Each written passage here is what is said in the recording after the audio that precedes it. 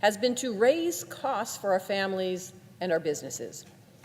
One of the most outrageous examples of this is with his erratic blanket tariffs that he's imposed on our allies and trading partners, as you've heard from my colleague from Delaware talking about. But let me be clear, these tariffs for the American public are nothing but taxes. Tariffs are taxes. That's what the American people are seeing every single day. And many of them are seeing it first thing in the morning when they have their cup of coffee. This is an unacceptable burden to be putting on the American people, and the tools this administration is using to do so are clearly unconstitutional. They're actually being heard in the Supreme Court today. The good news is Congress has the authority to do something about it. And there's bipartisan, bicameral agreement that we not only can we act, but we must. That's why I'm here today to pass the bill that I wrote with Senator Rand Paul of Kentucky. It's called the No Coffee Tax Act. Very simple bill. It would roll back President Trump's tax on our coffee. Let me explain why this is important.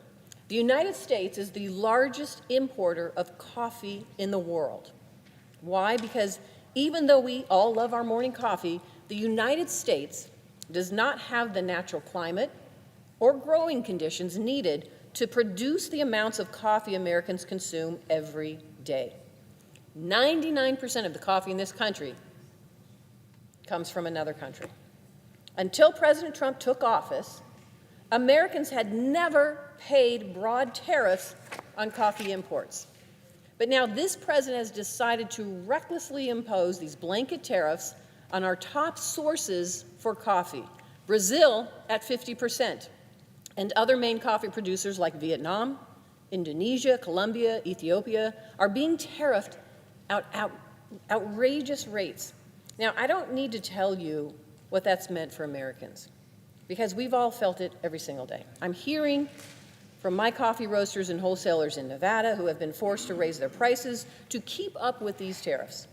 That is filtering down to local coffee shops, our small businesses, that are in turn having to raise their prices on consumers. The price of a cup of coffee has skyrocketed nearly 40% since last year. 40%. This is happening all over the country. And it's not just businesses where coffee is their main product. Restaurants that serve breakfast are being impacted as well. This is what these irresponsible tariffs have done to Americans, because, as I've said, tariffs are taxes. Now, I know that responsible, targeted tariffs on our adversaries can be good for American workers and our national security. There's a smart way to do this, however.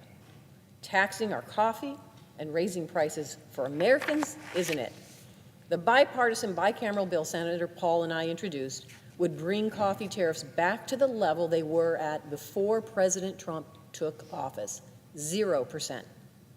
The Senate has already passed legislation supported by both Democrats and Republicans to repeal President Trump's tariffs on Canada and Brazil, as well as his global tariffs on the rest of our trading partners. So the no coffee tax is equally important to the American public.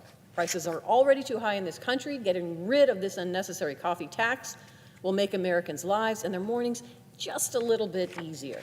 For that reason, Mr. President, I ask unanimous consent that the Senate proceed to the immediate consideration of my bill, the No Coffee Tax Act, which is at the desk, that the bill be considered, read 3 times and passed, and the motion to reconsider be considered made and laid upon the table.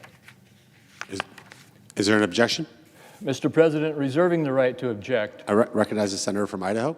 Thank you. Reserving the right to object. I rise in opposition to S. 3072, the No Coffee Tax Act. The bill seeks to exempt from the President's IEEPA tariffs only a single commodity, coffee. I agree with my colleagues that tariffs generally should be targeted as much as possible to avoid harm to Americans. We also should consider more exemptions to address the harms arising from potential unintended consequences, including exemptions for unavailable natural resources. The administration agrees.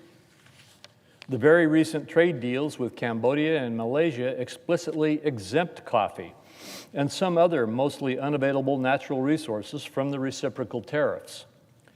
By all accounts, the administration is working to identify similar exemptions in other active trade negotiations.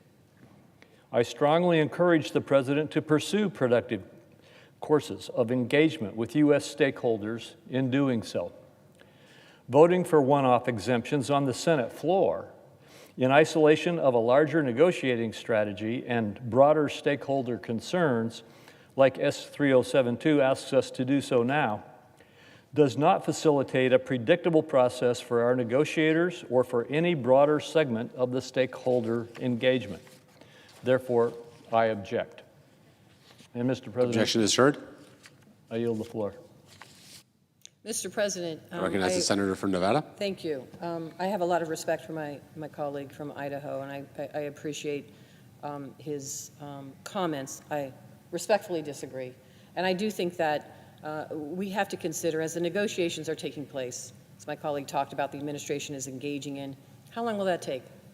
I know the USMCA took at least 2 to 3 years, and that was just 2 countries, Mexico and Canada, that we were trying to negotiate with.